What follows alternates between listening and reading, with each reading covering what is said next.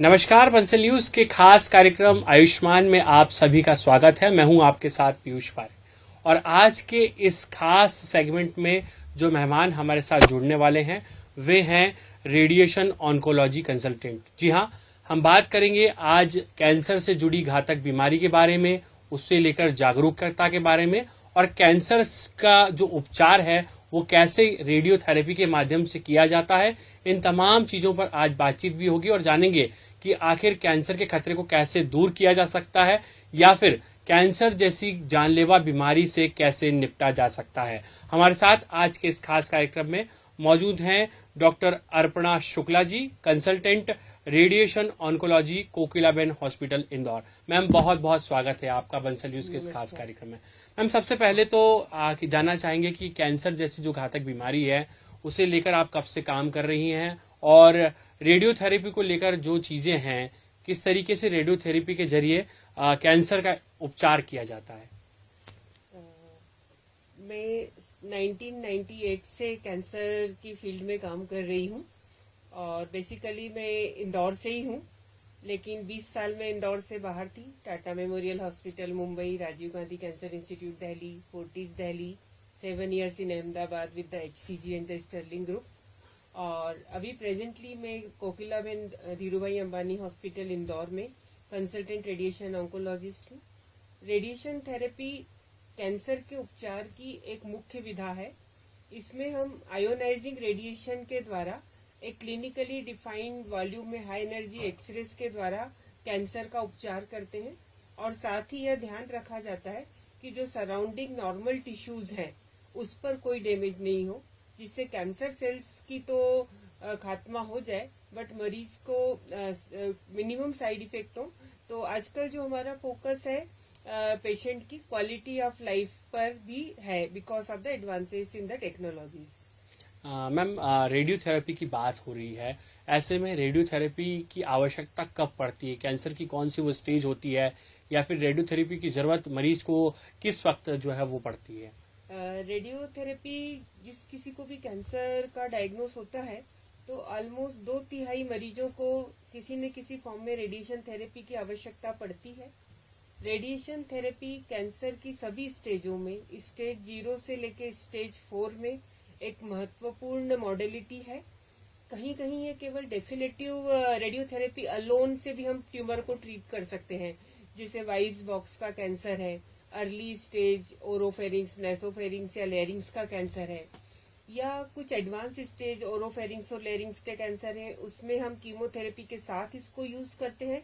इससे argon preservation जो मुख्य है कि पहले जो है वाइस बॉक्स को बचाना है या ब्रेस्ट को बचाना है, ये सब रेडिएशन थेरेपी के द्वारा ही आर्गन प्रिजर्वेशन पॉसिबल हुआ है।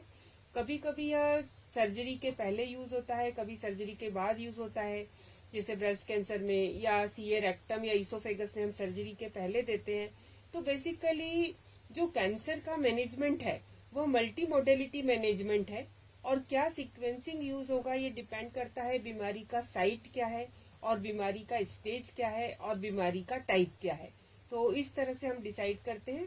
और रेडियोथेरेपी जैसे 0 स्टेज की जैसे मैंने बात करी, डक्ट कार्सिनोमा इन सिटू है ब्रेस्ट कैंसर में, तो उसमें भी पहले क्या होता था, पूरा ब्रेस्ट निकालना पड़ता था मेस्टेक्टमी।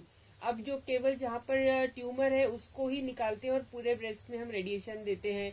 तो इस तरह से इवन जो स्टेज 4 कैंसर्स होते हैं एडवांस स्टेज में, जैसे स्टेज 4 मतलब जब एक आर्गन का कैंसर दूसरी जगह चला गया और वो बोन में, ब्रेन में, इस जगह चला गया है, तो जैसे बोन मैट्स के कारण काफी पेन होता है, तो रेडियोथेरेपी के द्वारा हम उस पेन को खत्म कर सकते हैं। ब्रेन ट्यूमर में हम इसका उपयोग कर सकते हैं। और आजकल एक नया टर्म आया है जिसको ओलिगोमेटास्टेटिक डिसीज कहते हैं। ओलिगोमेटास्टेटिक डिसीज मतलब क्या होता है, stage 4 with limited number of metastasis. जैसे ब्रेस्ट कैंसर है, 1 या 2 साइड पे बोन में या लिवर में मैट्स हैं, तो इसमें हम रेडियोथेरेपी द्वारा क्योरेटिव डोज देते हैं उस साइट पे। तो स्टेज 4 में भी curative role SBRT stereotactic body radiotherapy के द्वारा संभव है। जी मैम, आजकल की इस बदलती लाइफस्टाइल में हम देख रहे हैं कि यंग एज में भी कहीं न कहीं यहाँ पर जो पेशेंट है या मरीज हैं, जो लोग हैं, वो कैंसर का शिकार हो रहे हैं। ऐसे में क्या यंग एज के जो मरीज होते हैं, पर्सन होते हैं, उन पर रेडियोथेरेपी का कोई दुष्प्रभाव देखने को मिलता है? इसे लेकर कई सवाल युवाओं के मन में भी है। देखिए, जब भी हम मेडिसिन की बात करते हैं, चाहे वो कुछ भी ब्रांच हो, it is just a balance between the effect and side effect. और ये आपने आज बिल्कुल सच कहा कि हम हमारी क्लिनिकल प्रैक्टिस में आजकल जो पेशेंट्स हैं, काफी यंगर स्टेज में कैंसर के पेशेंट्स देख रहे हैं। यदि मैं कॉमन कैंसर्स की बात करूं तो एक कार्सिनोमा ब्रेस्ट और कार्सिनोमा रेक्टम है। कार्सिनोमा ब्रेस्ट आजकल काफी यंग फीमेल्स में भी देखा जाता है। और जहां तक दुष्प्रभाव की बात है, जैसे मैंने पहले ही बताया था, कैंसर का ट्रीटमेंट डिपेंड करता है बीमारी का स्टेज क्या है और बीमारी का टाइप क्या है। यदि ब्रेस्ट कैंसर एडवांस स्टेज में होता है तो सर्जरी के साथ उसमें कीमोथेरेपी और रेडियोथेरेपी भी दिया जाता है। कीमोथेरेपी के अपने अलग साइड इफेक्ट्स होते हैं, रेडियोथेरेपी के अपने अलग साइड इफेक्ट्स होते हैं। लेकिन क्या है, पब्लिक में सबसे ज्यादा जो भ्रम होता है वो रेडियोथेरेपी को लेकर होता है, क्योंकि सामान्य भाषा में इसे सिकाई कहते हैं। तो बचपन से सुनते आ रहे हैं, रोटी सेक रहे हैं, चपाती सेक रहे हैं, हमको भी सेकेंगे। तो सबसे पहले तो मैं ये कहना चाहूंगी कि इसमें सिकाई जैसा कुछ नहीं होता है। ये एक स्पेशल टाइप का हाई एनर्जी एक्सरे होता है। जैसे जब एक चेस्ट एक्सरे होता है तो मरीज को कुछ पता नहीं पड़ता है। इनको कहते ही एक्सरे इसलिए है कि ना देख सकते हैं ना महसूस कर सकते हैं। तो जब रेडियोथेरेपी का ट्रीटमेंट डिलीवर होता है तब पेशेंट को कुछ महसूस नहीं होता है, पेशेंट कुछ फील नहीं करता है। और जहां तक बात रही यंग पेशेंट की, तो हम किसी भी साइट पे रेडिएशन दे रहे हैं, जैसे हमने ब्रेस्ट कैंसर भी बोला, तो हम जब ब्रेस्ट में भी रेडिएशन देते हैं तो पेशेंट को जब भी कैंसर का उपचार चलता है तो यंग पेशेंट में हम ट्रीटमेंट के बाद भी कम से कम 1 साल तक कॉन्ट्रासेप्शन की एडवाइस देते हैं, क्योंकि जो साइड इफेक्ट्स मेनली कीमो और रेडिएशन के हैं वो मतलब जो टेस्टिस और ओवरी हैं, they are very chemo sensitive and radio sensitive part. तो रेडिएशन जो है एक लोकल मॉडलिटी है, ये केवल उसी जगह एक्ट करती है जहां हम रेडिएशन दे रहे हैं। तो जो ब्रेस्ट कैंसर में यंग पेशेंट का ट्रीटमेंट होता है, तो after the treatment they can continue with their normal life, they can even have child and they can do the breast feeding even after completion of therapy. Okay, and जैसे यदि जो argon pelvic argon है जैसे shear rectum, उसमें testis और ovary radiation field में आएंगे, तो आजकल उसकी भी मॉडलिटी है। हम ट्रीटमेंट शुरू करने के पहले पेशेंट की पूरी काउंसलिंग करते हैं, और यदि पेशेंट फर्टिलिटी प्रिजर्वेशन करना चाहते हैं तो मेल के लिए स्पर्म बैंकिंग है और फीमेल के लिए भी कई ऑप्शन है, ओवा प्रिजर्वेशन से लेकर ओवेरियन ट्रांसपोजिशन। ओवरी को पेल्विस से उठाकर एब्डोमेन में ऊपर पेराकोलिक गटर में हम लोग ट्रांसमिट कर देते हैं, जिससे ओवरी की जो फंक्शनैलिटी है वो प्रिजर्व रहे।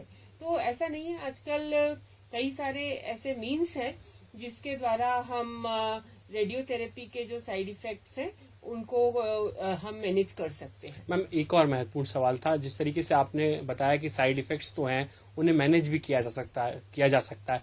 क्या रेडियोथेरेपी जोखिम भरी हो सकती है? आखिर इसके जो साइड इफेक्ट है उससे लेकर कई तरीके के मन में सवाल होते हैं, उनके बारे में अगर आप कुछ बताना चाहें। देखिए, जैसा मैंने बताया कि रेडियोथेरेपी एक लोकल ट्रीटमेंट है, मीन्स जहां हम ट्रीटमेंट देते हैं उसका साइड इफेक्ट वहीं पर आता है।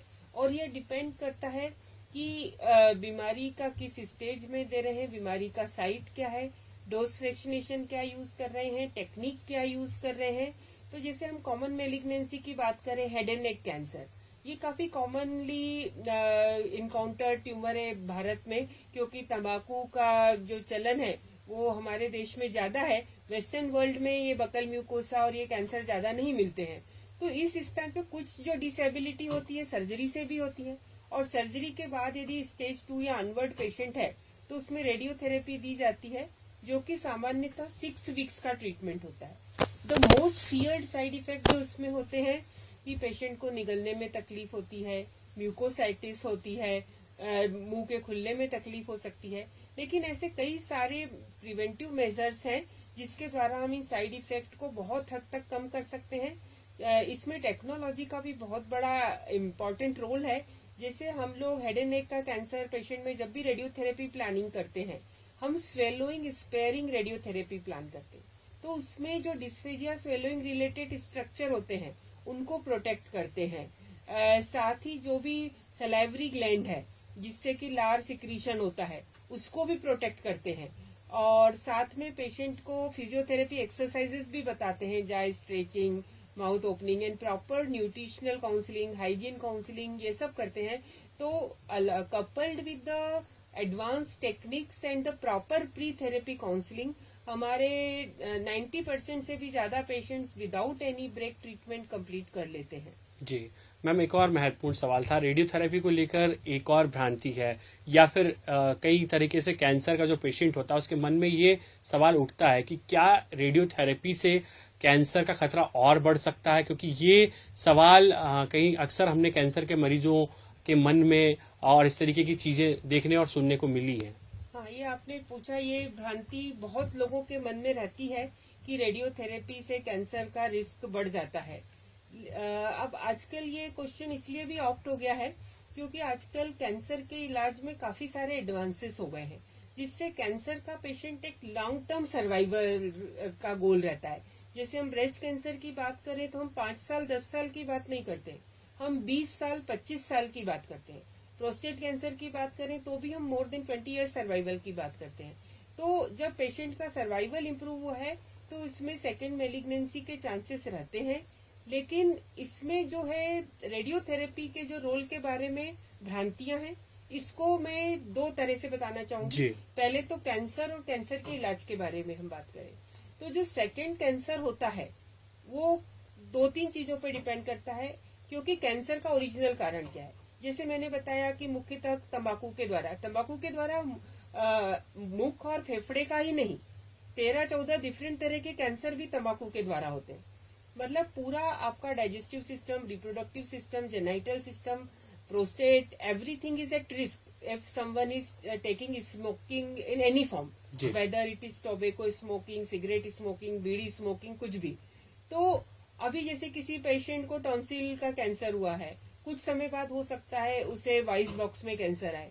तो क्या होता है कि जब आप ऑलरेडी प्री एक्सपोज्ड हैं टोबैको से, तो आप already at higher risk for developing cancer anywhere in the digestive tract, respiratory tract, in other side. तो एक तो एक continued life style and non exposure to the cancer. दूसरा है जीनेटिक ससेप्टिबिलिटी। बहुत से ऐसे सिंड्रोम होते हैं क्लिनिकल प्रैक्टिस में जिसमें किसी पेशेंट के genetically more prone to cancer होता है, जैसे breast ovarian cancer syndrome, Li Fraumeni syndrome etcetera. तो उसमें जो ऑलरेडी जेनेटिक प्रीडिस्पोज है वो भी एक फैक्टर होता है। और तीसरा ट्रीटमेंट मॉडेलिटी में कीमोथेरेपी से भी कई तरह के कैंसर हैं जो कीमोथेरेपी से भी होते हैं। और जहां तक रेडिएशन इंड्यूस्ड कैंसर की बात है, वह रेडिएशन थेरेपी कंप्लीट होने के 1 to 6 डिकेड्स के बाद होता है। उसका इंसिडेंस बहुत ही कम होता है और उसके कुछ तरह defined criteria to define the cancer as a radiation induced cancer, and it depend on the many factors. अब now we are focusing on the radiation induced cancer. तो रेडिएशन इंड्यूस्ड कैंसर किस एज में व्यक्ति को radiation मिला, किस site पे radiation मिला, कितनी डोज में मिला, किस टेक्निक से दिया गया। जैसे ब्रेस्ट और थायराइड टिश्यू है, दे आर मोर सेंसिटिव। और जितनी यंगर एज में, जैसे कि पीडियाट्रिक एज ग्रुप है 1 to 3 year of age, when the organs are developing, क्योंकि रेडिएशन क्या करता है, सेल के डीएनए पे एक्ट करता है। और जो डेवलपिंग सेल्स होती हैं they are more susceptible to radiation induced changes. तो इसीलिए जब हम भी आजकल हम अब देखेंगे तो पीडियाट्रिक कैंसर में रेडिएशन को हम डिले करते हैं जब तक कि बच्चे की उम्र 3 साल या उससे ज्यादा नहीं हो जाए, उसके पहले कीमोथेरेपी वगैरह दिया जाता है।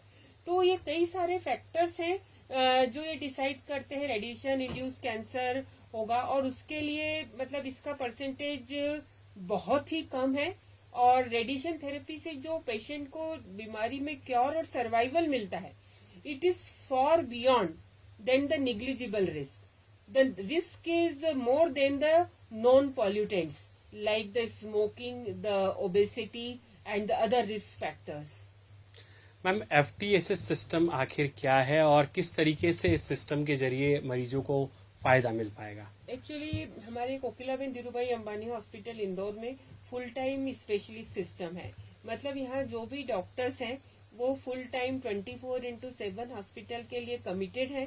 तो इसमें सबसे बड़ा तो ये होता है कि पेशेंट को जब भी हॉस्पिटल के अंदर आते हैं, डॉक्टर्स की इट इज इंश्योर्ड कि doctors are available and all the specialities are under one roof, तो जैसे किसी पेशेंट को, suppose I am radiation oncologist dealing with a patient है sudden cardiac issues, renal issues और other issues, then can be managed in the same group, and we have a full time consultant, so patient has not to wait. Patient का treatment सुविधाजनक रूप से हो जाता है। Ma'am, Kokilaben Dhirubhai Ambani hospital के अंदर कौन कौन सी वो टेक्नोलॉजी है जिसके जरिए मरीजों का इलाज किया जाता है, क्योंकि बहुत हाईटेक अब कहीं न कहीं फैसिलिटीज हो चुकी हैं, और ऐसे में कोकिलाबेन हॉस्पिटल में वो कौन सी फैसिलिटीज हैं जिसके माध्यम से मरीजों को जो है उपचार मिल सकता है? कोकिलाबेन धीरूभाई अंबानी हॉस्पिटल इंदौर में सारी state of the art techniques available हैं। आप किसी भी डिपार्टमेंट की बात करें, मैं रेडिएशन ऑन्कोलॉजिस्ट हूँ, तो मैं रेडिएशन थेरेपी की बात करूंगी। हमारे पास ट्रू बीम एसवीसी मशीन है वेरिएंट कंपनी की, और इसमें रेडिएशन थेरेपी की जितनी भी एडवांस टेक्निक्स हैं, हम बोले 3D CRT, intensity modulated radiotherapy, image guided radiotherapy, adaptive radiotherapy, rapid arc radiotherapy, stereotactic radio surgery, stereotactic body radiotherapy, deep inspiration breath holding with 4D CT, gated radiotherapy, ये सारी advance radiotherapy technique हमारे hospital में उपलब्ध है। और इन सब का सबसे महत्वपूर्ण लाभ जो मिलता है वो यह है कि कैंसर को तो हम ट्यूमरिसाइडल डोज दे देते हैं, पर जो आजू बाजू के नॉर्मल टिश्यू हैं उनको हम बहुत अच्छी तरीके से प्रोटेक्ट कर सकते हैं। कुछ लेटेस्ट टेक्निक के बारे में मैं बताना चाहूंगी, जैसे deep inspiration breath hold technique. इस टेक्निक के जो है पर्टिकुलरली जैसे जो मूविंग साइट्स है, जैसे बहुत से जो हमारी बॉडी के आर्गन है जो हमारे रेस्पिरेशन के साथ मूव करते हैं, जैसे लिवर है, लंग है, ब्रेस्ट है, तो इन मूविंग ऑर्गन्स को टारगेट करने के लिए हमारे पास 4D गेटेड रेडियोथेरेपी है। और उसमें जो deep inspiration breath hold technique है, उसमें यह होता है कि रेडिएशन बीम तभी ऑन होती है जब पेशेंट डीप इंस्पिरेशन में ब्रीथ होल्ड करता है। तो इसमें जो हार्ट और एंटीरियर डिसेंडिंग आर्टरी, एक हार्ट को सप्लाई करने वाली आर्टरी होती है जो कि हार्ट के इवेंट्स के लिए रिस्पॉन्सिबल होती है, तो उसका डोज हम बहुत कम कर सकते हैं। और जैसा कि मैंने बात की कि हम आजकल 5 साल 10 साल नहीं 20 साल 25 साल बाद भी पेशेंट को थेरेपी रिलेटेड कोई साइड इफेक्ट नहीं हो, तो इन सब एडवांस रेडियोथेरेपी टेक्निक से हमें इसमें मदद मिलती है। यदि हम ब्रेन ट्यूमर की बात करें, तो ब्रेन ट्यूमर में एक हमारा जो मेमोरी एरिया होता है, हिप्पोकैम्पल एरिया, एक जो एरिया होता है endocrine area, hippocampal pituitary organ, तो हम मेमोरी एरिया को भी प्रोटेक्ट करते हैं, जिससे पेशेंट का ब्रेन ट्यूमर के बाद भी मेमोरी लॉस ना हो, ब्रेन ट्यूमर में रेडिएशन देने के बावजूद भी। और एक हमारे पास टेक्निक है स्कैल्प स्पेयरिंग रेडियोथेरेपी। जैसे जो यंग पेशेंट और फीमेल्स होते हैं उनको लगता है कि रेडियोथेरेपी देंगे तो बाल चले जाएंगे, लेकिन ऐसा नहीं है। हम ब्रेन ट्यूमर में भी स्कैल्प स्पेयरिंग रेडियोथेरेपी करते हैं, जिससे कि पेशेंट के हेयर रिग्रोथ हो जाता है। और जैसे हेड एंड नेक के इसमें स्वेलोइंग स्पेयरिंग रेडियोथेरेपी करते हैं। और जो स्टीरियोटैक्टिक रेडियो सर्जरी और स्टीरियोटैक्टिक बॉडी रेडियोथेरेपी है, तो स्टीरियोटैक्टिक रेडियो सर्जरी, जिसका इसका नाम है सर्जरी, बट ये सर्जरी नहीं है, it is a precision without incision. हम पेशेंट को बिना एनेस्थीसिया दिए, बिना नाइफ किए, ब्रेन में कोई ट्यूमर है 1 to 3 सेंटीमीटर की साइज का, उसको हाई डोज रेडियोथेरेपी के द्वारा 1 से 3 सिटिंग में ट्रीट कर देते हैं ओपीडी बेसिस पे। और जब ये फ्रैक्शनेटेड होता है तब उसे स्टीरियोटैक्टिक रेडियोथेरेपी कहते हैं। और ब्रेन के अलावा जब हम हाई डोज रेडियोथेरेपी अन्य जगह पर यूज करते हैं, जैसे बोन है, स्पाइनल कार्ड है, लंग है, लिवर है, तब उसे स्टीरियोटैक्टिक बॉडी रेडियोथेरेपी कहते हैं। तो बेसिकली ये हाई डोज रेडियोथेरेपी है जो 1 to 5 सिटिंग में उसे ट्यूमरिसाइडल डोज दी जाती है। इट इज हाईली इफेक्टिव और सेफ है, ओपीडी बेसिस का ट्रीटमेंट है, और इसमें क्यूरेटिव पोटेंशियल है। जैसा मैंने पहले भी आपको बताया था कि स्टेज 4 विथ लिमिटेड मैट्स, जिसको ओलिगोमेटास्टेसिस कहते हैं, उसमें स्टीरियोटैक्टिक बॉडी रेडियोथेरेपी एक क्यूरेटिव पोटेंशियल है, मतलब बीमारी को जड़ से खत्म करने का इसमें पोटेंशियल है। जी डॉक्टर अर्पणा जी, एक और महत्वपूर्ण सवाल है। देश और दुनिया में जो तमाम स्टडीज हुई हैं, कैंसर के मरीजों का जो ग्राफ बढ़ा है वो काफी चिंताजनक है। इस बीच में क्या बदलती लाइफस्टाइल भी एक इसके पीछे की बड़ी वजह हो सकती है? क्योंकि इसे लेकर तमाम देश और दुनिया के तमाम, अगर हम लोग मेडिकल साइंस से जुड़े एक्सपर्ट्स की बात करें, यूनिवर्सिटीज की बात करें, वे सभी रिसर्च भी कर रहे हैं, और उसमें क्या बड़ी वजह अब तक की बदलती हुई लाइफस्टाइल भी इसके पीछे की वजह है? यस, कैंसर और लाइफस्टाइल का बहुत ही क्लोज एसोसिएशन है। और जैसा मैंने पहले भी बताया था कि 2/3 से ज्यादा कैंसर केवल अपने आप को जागरूक करके ही उन पर हम काबू पाया जा सकता है। जैसे लाइफ स्टाइल चेंजेस में सबसे इम्पोर्टेंट है tobacco, cigarette, alcohol and another we call obesity. मोटापा को भी हम, जितने कैंसर स्मोकिंग से होते हैं उतने ही कैंसर मोटापे से होते हैं। तो जो सिडेंट्री लाइफ स्टाइल है, lake of physical activity, more intake of junk food and less intake of fresh fruits and vegetables, all these factors they lead to the more chances of cancer. Stress, like breast cancer में यदि हम बात करें तो it is mainly a imbalance between estrogen and progesterone. तो यदि जो obese होते हैं उसमें जो फैट सेल्स होती हैं वो इस मोर प्रोडक्शन ऑफ एस्ट्रोजन का काम करती हैं, और जो आजकल जो है मॉडर्न टाइम में जो मैरिज का लाइफ, मैरिज की एज लेट हो गई है, चाइल्ड पोस्टपोन, मतलब चाइल्ड बियरिंग को पोस्टपोन किया जाता है, ब्रेस्ट फीडिंग मिनिमल होती है, जंक फूड ज्यादा है, स्ट्रेस ज्यादा है, ये सब चीजें भी कैंसर को काफी हद तक निमंत्रण देती हैं। एंड जो हमारा आर्टिफिशियल फूड, हम जितना नेचर से दूर होते जा रहे हैं, प्रिजर्वेटिव्स के युक्त हम जो भोजन कर रहे हैं, उससे भी हो सकता है कैंसर। जी जी मैम, जाते आते क्या कुछ टिप्स रहेंगे, वो कौन सी अवेयरनेस है, वो ऐसी महत्वपूर्ण बातें जिससे कैंसर से पहले तो बचा जा सकता है, या फिर अगर आपको कैंसर हो गया है किसी मरीज को तो कैसे जो है वो उसका उपचार पहली स्टेज में किया जा सके जिससे ये बीमारी और घातक ना साबित हो। देखिए, कैंसर होता क्या है जी, कैंसर होता है पूरी बॉडी की किसी भी पार्ट में abnormal growth of cells. Body में सेल ग्रोथ एक नॉर्मल प्रक्रिया है। जब ये सेल ग्रोथ एक एबनॉर्मल अनकंट्रोल्ड वे ले लेती है तब वो एक ट्यूमर बन जाता है, और ये ट्यूमर कभी कैंसर का भी हो सकता है। तो जो है नॉर्मल सेल एकदम से एबनॉर्मल नहीं बन जाती, उसकी डिफरेंट स्टेजेस होती है। तो यदि हम जागरूक रहें तो कैंसर को जल्दी डिटेक्ट कर सकते हैं, और एस अर्ली एस इन 0 स्टेज, मतलब जो इसमें हम कहते हैं कैंसर स्क्रीनिंग। मतलब जब पेशेंट को किसी भी तरह का कोई सिम्टम नहीं हो, मरीज को, हेल्दी इंडिविजुअल को, तब उन्होंने अपना रेगुलर चेकअप कराना चाहिए, जिसे स्क्रीनिंग कहते हैं। और यदि स्क्रीनिंग के दौरान हम ब्रेस्ट कैंसर को भी स्टेज 0 में पकड़ सकते हैं, और जो हमारे देश में सबसे कॉमन कैंसर है महिलाओं में, रूरल एरिया में, गर्भाशय के मुंह का कैंसर, जिसे कार्सिनोमा सर्विक्स कहते हैं, इस कैंसर की 100% रोकथाम संभव है स्क्रीनिंग के द्वारा और एचपीवी वैक्सीनेशन के द्वारा। लेकिन इसमें जो है हमारा अभी गवर्नमेंट ऑफ इंडिया ने भी इसे नेशनल इम्यूनाइजेशन प्रोग्राम में इन्वॉल्व किया है। 9 साल की उम्र से इस वैक्सीन को दिया जाना चाहिए। लेकिन कड़वी सच्चाई यह है कि जिस बीमारी की 100% रोकथाम संभव है, उस बीमारी से हर 8 महीने में एक महिला की हमारे देश में मृत्यु हो रही है। और इसका मेन रीजन जागरूकता की कमी, टेबू और इलिटरेसी है। तो मैं आज ये एक मैसेज देना चाहूंगी कि हम कैंसर पे विजय पा सकते हैं, इससे डरने की जरूरत नहीं है। सबसे पहले इसे prevent it by healthy life style, avoiding tobacco and alcohol, regular screening, detect it early, and if anyway someone is diagnosed with cancer, then there are various advantages in technology. इलाज संभव है, face it, fight it, finish it, do not fear it. चलिए, जय हिंद। उम्मीद करते हैं आज के इस खास सेगमेंट में आपको कैंसर से जुड़ी तमाम चीजों और बीमारियों के अलावा जागरूकता के बारे में भी कहीं न कहीं जानकारी मिली होगी। हमारे इस खास सेगमेंट में आज इतना ही। आयुष्मान के अगले सेगमेंट में फिर मिलेंगे एक और नए एक्सपर्ट के साथ। तब तक आप देखते रहिए बंसल न्यूज। नमस्कार।